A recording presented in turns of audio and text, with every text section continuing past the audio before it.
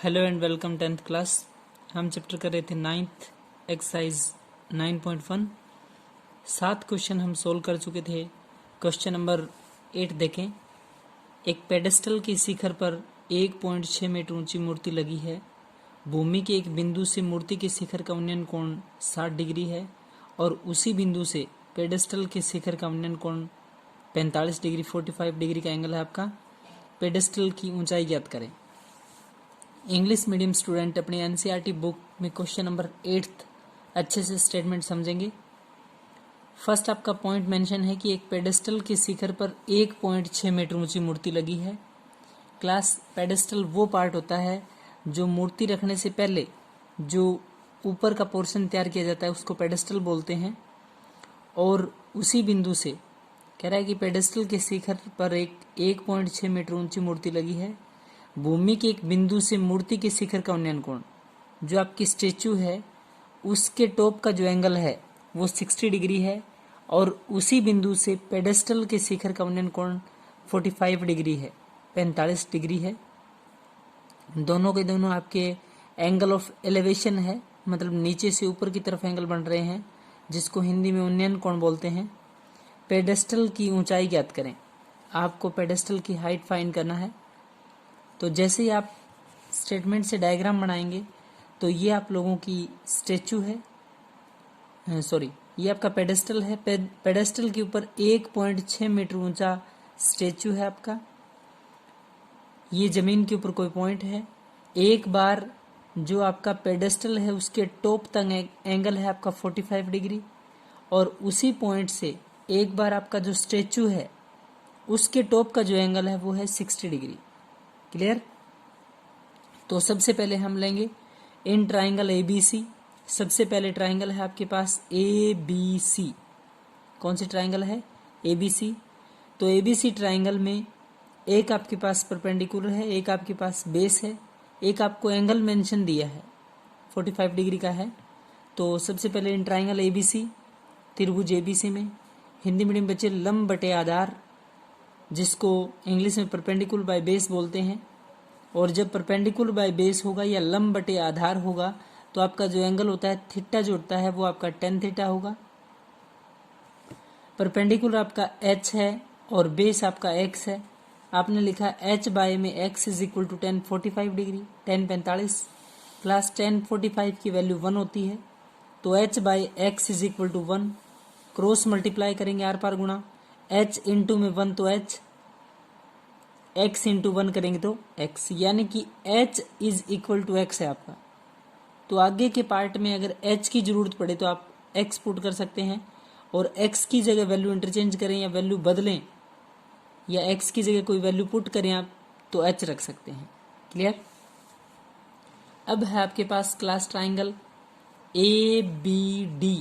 ध्यान से नोट करें ट्राइंगल कौन सी है। A आपका ये पॉइंट है, B आपका ये है, D आपका ये है। मैंने कहा था ट्रिग्नोमेट्री में जब भी आप ट्राइंगल लेंगे तो राइट एंगल ट्राइंगल लेंगे, समकोण त्रिभुज जिसको बोलते हैं। तो एक एंगल आपका 90 का जरूर होगा, B एंगल आपका 90 का है।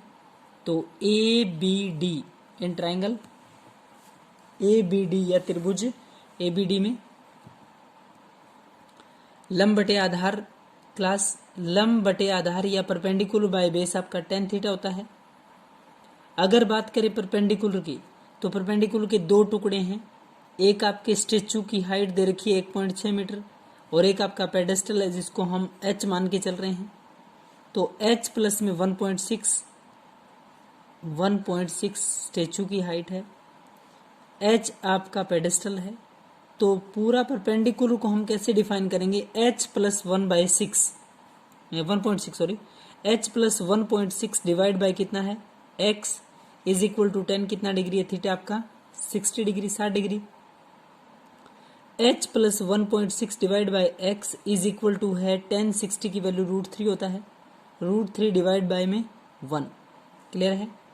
तो क्रॉस मल्टीप्लाई करेंगे आर पार गुणा, ये √3 है इंटू एक्स है तो √3 इंटू एक्स करेंगे तो √3x आएगा।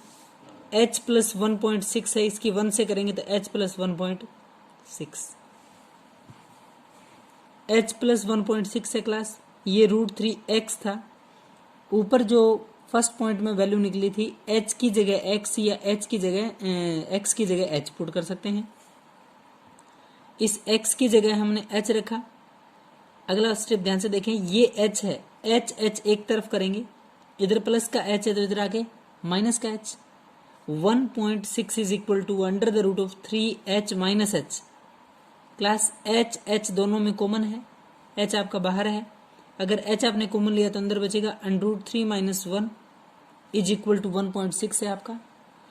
अब ध्यान से देखें, आप लोगों को तो h की वैल्यू चाहिए, h is equal to under root 3 minus 1 है, तो हम लिखेंगे h is equal to under root 3 minus 1, h के साथ मल्टीप्लाई में है अंडर रूट 3 माइनस 1, इधर जाके अंडर रूट 3 माइनस 1 किस में होगा, डिवाइड में होगा। h की वैल्यू है 1.6 under the root of 1.6 divide by under root of 3 minus 1, ये आप लोगों की h की वैल्यू है। हम लोग रेशनलाइज करेंगे, h is equal to 1.6 divide by under root 3 minus 1। जैसे ही रेशनलाइज करेंगे अंडर रूट 3 माइनस 1 नीचे है आपका, डिनोमिनेटर में है, उसी से मल्टीप्लाई और उसी से डिवाइड, ऐसे ही करते हैं। लेकिन जब बीच में प्लस या माइनस हो तो उसका रेसिप्रोकल साइन, उल्टा निशान, यानी कि अंडर रूट 3 माइनस 1 था, अंडर रूट 3 प्लस 1 उससे मल्टीप्लाई और अंडर रूट 3 प्लस 1 उसी से आपने क्या किया है, डिवाइड। क्लियर है क्लास? तो 1.6 into under the root of 3 plus 1, ध्यान से देखें, 1.6 into under the root of 3 plus 1, जब 1.6 की अंडर रूट 3 प्लस 1 से मल्टीप्लाई करेंगे तो यूं का यूं लिख देंगे इंटू में, अंडर रूट 3 माइनस 1 है, अंडर रूट 3 प्लस 1 है, एक बार वही टर्म प्लस में और एक बार वही टर्म माइनस में है, तो h is equal to 1.6 into under root 3 plus में 1 डिवाइड बाय, एक बार प्लस तो एक बार minus, a square minus B square, under root 3 इसका होल स्क्वायर माइनस 1 इसका होल स्क्वायर, स्क्वायर से रूट कैंसिल, 3 माइनस 1, 3 माइनस 1 करेंगे तो बोले कितना आएगा, 2 आएगा। आपकी टर्म है 1.6 into under root 3 plus 1 divide by 2। जैसे ही हम 2 से 1.6 को कैंसिल करेंगे तो आपका रिजल्ट आएगा, आपका आंसर आएगा 0.8। h इज इक्वल टू है 0.8 इंटू में under the root of 3 plus 1। Clear है क्लास?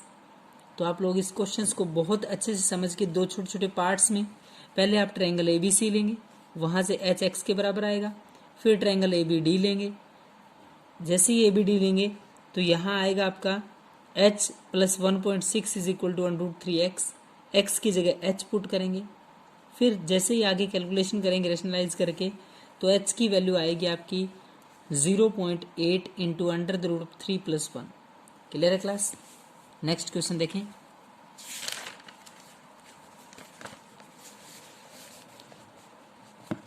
क्वेश्चन नंबर 9 है आपका, एक मीनार के पाद बिंदु से एक भवन के शिखर का उन्नयन कोण 30 डिग्री है और भवन के पाद बिंदु से, क्लास ये जो पाद बिंदु है ये फुट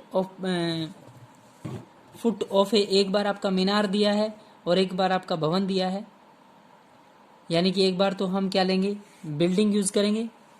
एक मीनार के पाद बिंदु से एक भवन के शिखर का उन्नयन कोण 30 डिग्री है और भवन के पाद बिंदु से मीनार के शिखर का उन्नयन कोण 60 डिग्री है। यदि मीनार 50 मीटर ऊंची हो तो भवन की ऊंचाई ज्ञात करें। ध्यान से देखें, इंग्लिश मीडियम बच्चे इंग्लिश में स्टेटमेंट देखेंगे, एनसीईआरटी क्वेश्चन नंबर 9, एक मीनार के पाद बिंदु से भवन के शिखर का उन्नयन कोण 30 डिग्री है। क्लास जैसे ही आगे स्टेटमेंट देखेंगे आप, तो मीनार की हाइट 50 मीटर है, मीनार की ऊंचाई 50 मीटर है, तो आप लोगों ने क्या लिखा डायग्राम में, ये आपने मीनार मान लिया, इधर आपने भवन मान लिया, बिल्डिंग मान लिया। पहली ही लाइन में ये बात मेंशन है कि ये आप लोगों की जो मीनार है उसके फुट से जो आपकी बिल्डिंग है, भवन है, उसके टॉप का एंगल 30 डिग्री है। ध्यान से देखें, एक मीनार के पाद बिंदु से फुट से एक भवन के शिखर का यानी कि इसके टॉप का एंगल कितना डिग्री है, 30 डिग्री। अगली लाइन, और भवन के पाद बिंदु यानी कि उसके फुट से, ये आप लोगों का भवन है, इसका फुट ये है, इसके फुट से मीनार के टॉप का एंगल कितना है? 60 डिग्री है। मीनार 50 मीटर ऊंची हो तो भवन की ऊंचाई ज्ञात करें। सबसे पहले ए बी सी, आपके पास ट्राइंगल है ए बी सी, क्लियर है क्लास? तो इन ट्राइंगल ए बी सी, त्रिभुज ए बी सी में लंब बटे आधार perpendicular by base tan theta होता है। इस ट्राइंगल की बात करें तो परपेंडिकुलर आपका 50 है, 50 है। 50 बाय में बेस कितना है? x। 50 by x is equal to 10 कितना डिग्री है? 60 डिग्री है। 50 by x is equal to 10, 60 की वैल्यू बोले कितना है? √3। √3 डिवाइड बाय कितना है? 1। 50 इंटू 1 क्रॉस मल्टीप्लाई, ध्यान से देखिए बच्चे, 50 इंटू 1 करेंगे तो 50 आएगा, एंड √3 इंटू एक्स करेंगे तो √3x आएगा। x इज इक्वल टू, यहाँ √3x 50 के इक्वल है। आप लोगों को x की वैल्यू फाइंड करना है, तो x is equal to 50 divide by √3। x is equal to 50 50 और डिवाइड बाई कितना है? √3। एक बार इतना ही छोड़ेंगे इसको, चाहे तो आप रेशनलाइज कर सकते हैं। ये x की वैल्यू है आपकी। अब आप लोग ट्राइंगल लेंगे ए बी डी, ध्यान से देखिए 90 डिग्री का एंगल ये है आपका। तो ट्राइंगल है आपकी A B D. In triangle A B D या त्रिभुज ए बी,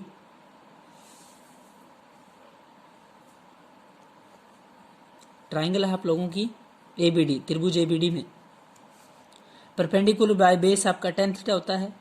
परपेंडिकुलर ये है, बेस आपका ये है। परपेंडिकुलर को इस क्वेश्चन में आप h मान के चल रहे हैं, बेस को आप x मान के चल रहे हैं। तो h बाय में x, ध्यान से देखें, h बाय में x is equal to tan theta, यानी कि tan 30 डिग्री। h बाय में x और tan 30 की वैल्यू है 1/√3। ध्यान से देखें, h बाय में x is equal to tan 60 था आपका, tan 30 था। h बाय में x tan 30 की वैल्यू 1/√3। 1/√3 जैसे ही क्रॉस करेंगे तो √3h is equal to x into 1 करेंगे तो x, √3h x के बराबर है। तो √3h is equal to x। Class rationalise की जरूरत नहीं थी, x की वैल्यू आई थी 50 डिवाइड बाई √3। कितनी थी x की वैल्यू? 50 बटे में √3 था। x की जगह आपने 50 बटे √3 रखा। h is equal to √3h था, तो h की वैल्यू निकालेंगे तो √3 मल्टीप्लाई में √3 कहाँ जाएगा? डिवाइड में। तो 50 इंटू 1 करेंगे तो 50। √3 2 टाइम्स है, 2 बार है, तो 50 डिवाइड बाई कितना आ जाएगा? 3। जैसे ही आप लोग इसको सोल्व करेंगे तो h इज इक्वल टू 50/3, यानी कि 16 इंटू 2/3 लिख सकते हैं आप। इतने मीटर आपकी हाइट है, या फिर 16.66 मीटर ये भी लिख सकते हैं। क्लियर है? एक बार ध्यान से देखें, एक आपकी मीनार है, एक आपका भवन है। ये जो मीनार है इसके बॉटम से जो आपका भवन है इसके टॉप का एंगल 30 डिग्री है। जो भवन है इसके टॉप से, इसके बॉटम से जो मीनार है उसके टॉप का एंगल 60 डिग्री है। एक बार ट्राइंगल ए बी सी लेंगे जहाँ से x की वैल्यू आएगी। दूसरी बार ट्राइंगल ए बी डी लेंगे। जैसे ही ए बी डी कैलकुलेशंस करेंगे तो √3h बराबर x है, x की वैल्यू 50/√3 है। h is equal to √3 multiply में √3 डिवाइड में 50/√3 इंटू में 1 में √3 है। 50 इंटू 1 करेंगे 50, √3 3 आएगा class. h is equal to कितना है? 50 डिवाइड बाई 3, यानी कि 16 इंटू 2/3 और 16.66। क्लियर है? यहाँ तक आप बच्चे क्लास बहुत अच्छे से समझ के दोनों क्वेश्चन सॉल्व करेंगे। Thank you class.